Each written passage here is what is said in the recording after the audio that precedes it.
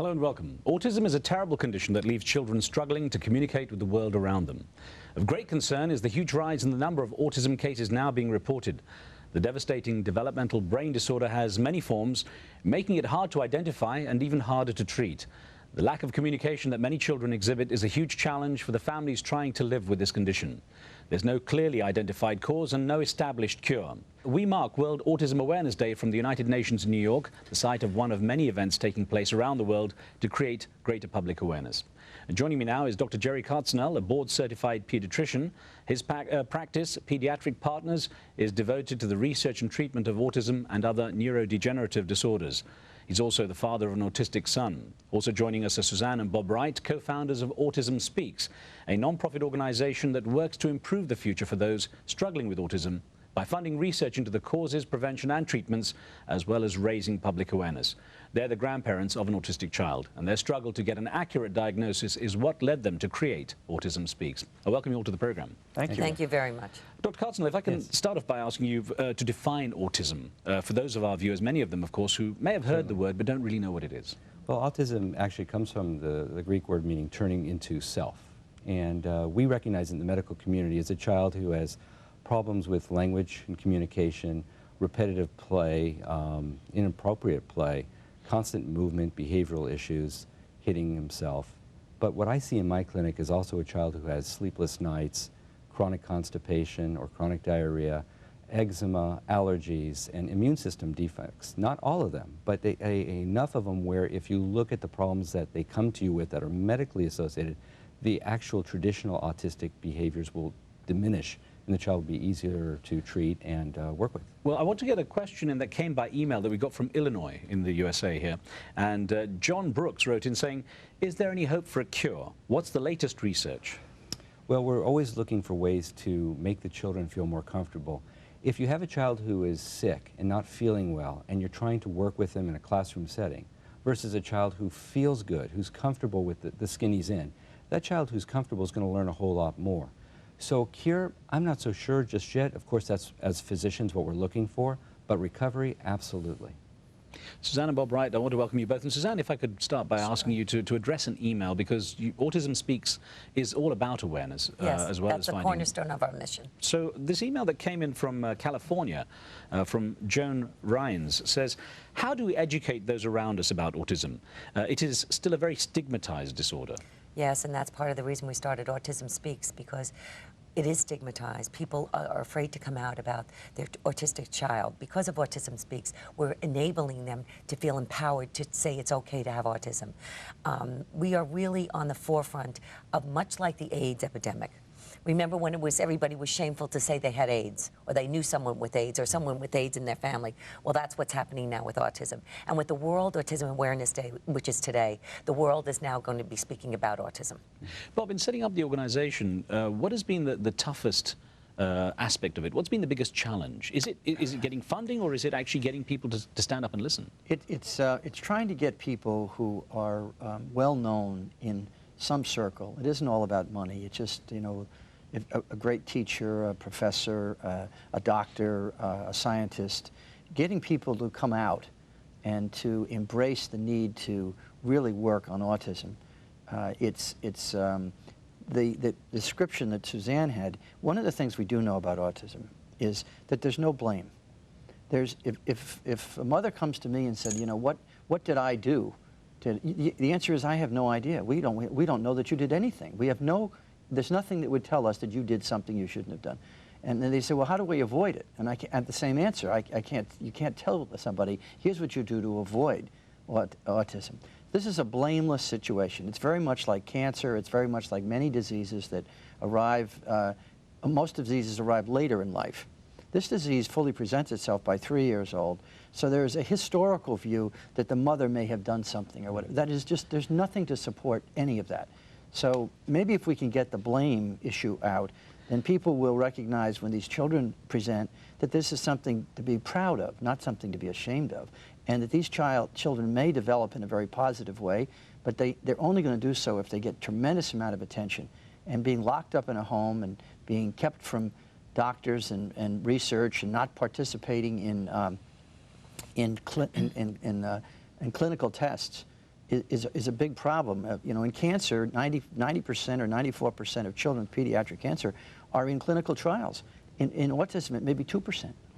Suzanne, if I could pick up on this idea of the challenge in obviously making Autism Speaks a powerful voice. Yes. When the disorder is so varied and it's so hard to identify Spectrum, clearly, yeah. The spectrum is so huge. Right. You have the ASD term, in fact. Yes. So how have you been able to narrow it down so people can grasp it more easily?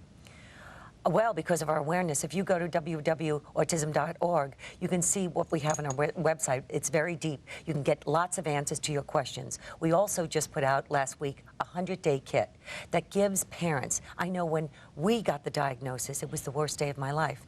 Here, Bob at that time was chairman of NBC. I looked at him and I said, the media is not talking about autism. And that was 1 in 166. This is now 1 in 150. I said, we have got to start something and get this out there. So this 100-day kit is our first kind of gift to us from Autism Speaks to the parents and say, you're with us, here is some road, here's a road that you can travel. The video glossary. And the video glossary we have also, which is fabulous. You look on it and it has what a typically developing child looks at 3 months and what an autistic child looks. And it takes you through the developmental milestones. I want to get to Jerry Kartzinel again. Dr. Kartzinel, the debate, the controversies are quite high, and an email that came in asking about identifying the conditions came to us from Sydney in Australia. A viewer by the name of S. Anoma says, my son was diagnosed with autism at age 3. I did not observe any behavior that raised concerns until he received the MMR, the measles, mumps, measles, rubella vaccination. My understanding is that the offending component of the MMR vaccination, mercury, has been removed. Why have the medical establishment and the drug industry not faced up to their mistake? Why is there a lack of proper research prior to releasing a vaccination to the public? Well, that is very controversial. I get parents from all around the country, around the world, who say that my son or daughter was developing normally until we received this vaccine or that vaccine, not maybe just the MMR, but other vaccines as well. And since that time, we've lost eye contact, we've lost language, we've developed eczema, we're screaming all night, we're having diarrhea. And I keep getting the same history, and it's all over. So we have to say, okay, is there something in the vaccine itself? The MMR never did have a preservative in it like thimerosal. That would be the DPT maybe. But was it the measles component or the rubella component? There's never been any studies looking at the safety of our current vaccine schedule anyway right now, so we just don't know. But the history is the same. I have a normally developing child, and then I lost my child. Sometimes overnight, sometimes insidiously over the next 3 or 4 months, but we do have that record. So could it be something in the vaccine? Thimerosal, which is a mercury preservative, could possibly be a culprit. Formaldehyde or some other component in the vaccine, or the virus itself in the mumps, measles, and rubella. I'm going to put you on the spot a bit, and you may not be able to answer this, but it came from a pregnant woman we have writing in from Michigan in the US. Sarah Rowan says, I'm a mother-to-be. Should I vaccinate or not? What vaccines do I avoid? Well, I think we have to think about family history. What she's basically asking is, in another realm, should I give my child a shot of penicillin? Well, no, if you're going to be allergic to it, but if we're not going to be allergic to it, it's a very fine drug. When we think about it, what else can we do to a human population, to everybody, and not expect a few not to do well with it? Such as penicillin. It's a great drug, but a few people, it can cause death within 5 minutes. Why would we think that every child in the United States or in the world can receive the same vaccines and not expect a few not to do well? And perhaps since we're increasing the number of vaccines, we're going to be increasing the number of children who don't do well. So therefore, we have to think, well, what are we vaccinating with, and do we really need that? And she has to, and each individual has to think about that. But first of all, we have to ask the question in the medical community, is this truly viable? Could vaccines individually, not epidemiologically, but individually, cause problems in an individual? Bob, if I could ask you about creating awareness around the world. We've got World Autism Awareness Day today, and that's a good step. Obviously, events taking place around the world to try to highlight this condition, which, as we've established, many people may have heard of but don't really know about. How much interest have you found from around the world since you've set up Autism Speaks? Well, I've traveled a business all my life, and you know, nobody ever talked about autism. When I travel now, they talk about it all the time, and most people don't know that I'm this heavily involved in it. But if I ask questions, and especially in Europe, where they don't publish, you know, numbers, other than the United States and Great Britain, you really don't find much publishing of the actual numbers or their prevalence in the country. But when you go and talk to people, they'll tell you they're loaded with autism. And they'll tell you extraordinary cases. They'll point out hospitals that are full. I mean, I've seen that situation in France. I've seen it in Germany. I know it's true in India. I know it's true in China. I mean, it's small countries, large countries. So it's clearly getting a lot of attention, and yet it's not getting the awareness is what you need to really mobilize both the political and the infrastructure, both the scientific, the medical, and the political cultures of countries to deal with them. 30 years ago over here, people were petrified about cancers, and they were running to Mexico and Brazil for treatments because they didn't feel they could get them here. And, you know, the effort that's made in cancer now, you talk about breast cancer. Nobody talked about breast cancer 25 years ago. It was like, terrible. But these things, once you get it out into the open and you shine a light on autism, when people see that it is the most prevalent, serious childhood developmental disorder in the world, you know, I don't know, it's 35 to 45 million people have autism in this world. It will help enormously. The money will come, the science will come, the governments will come along, but it's going to take some effort to do this. Suzanne, Bob and yourself were involved in producing Autism Every Day, a very moving documentary highlighting a day in the life of, effectively, and the background to a handful of people whose children have autism. What do you think, for parents or grandparents like yourself dealing with this condition in a child, what is the most difficult thing? Emotionally, what is the most difficult thing? For me, it was, I wasn't only grieving for we had regressive autism. We had a perfectly wonderful little boy developing, meeting his milestones, a wonderful vocabulary, and we lost Christian. And I also was grieving deeply for my daughter. My daughter was, you know, I had to grieve for my daughter and my grandson. It was very, very difficult. And we produced this movie because what I couldn't believe is that nobody understood how difficult this is to live every day, 24/7. As the doctor was talking about, sometimes Christian is up all night. He has constipation, diarrhea. I mean, it's just a horrible life to live with no answers. And the grandparents were then coming to me saying, how could this be so terrible? So we took 8 families, and we portrayed 8 families, and you could see the devastation in those families. 2 of them talk about they would rather their child dead than going through this. One talks about basically suicide. Another one talks about losing her home and having to move in with her mother-in-law.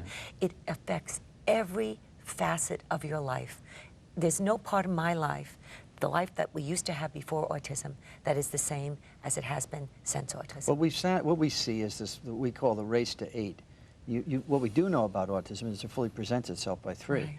And we do know that if a child is diagnosed earlier, the earlier the better, and if they're given really an opportunity for at least traditional therapies, speech, occupational, behavioral, aggressively, they have a 50% chance of being able to matriculate through a public school system with help. Mm-hmm. And if they're diagnosed at 1st grade or 6 or 7 years old, then there's very little chance that they're going to be making a lot of progress because they've missed all that great development period. Right. So parents become naturally obsessed with doing everything they can for that child between diagnosis and 8. And they're exhausted and broke. That's generally what we find. Yes. And it breaks up households, and it's so debilitating. The documentary is very moving, Autism Every Day, and when we return after this break, I'm going to touch more on what can be done to increase the awareness and perhaps what can be done in terms of helping families who have that. Now, the UN declared today World Autism Awareness Day, and a big part of that effort was supported by the nation of Qatar. And while it may seem surprising to some that a tiny Gulf nation would take such an interest in a disorder that still carries a stigma in many parts of the world, Qatar's ambassador to the United Nations, Nasser al-Nasser, said it was a simple choice. Today, there is 1 in every 150. So this illness is increasing, and the international community and many, many countries in the world, they are not aware of this autism. They think that's something to do with the child.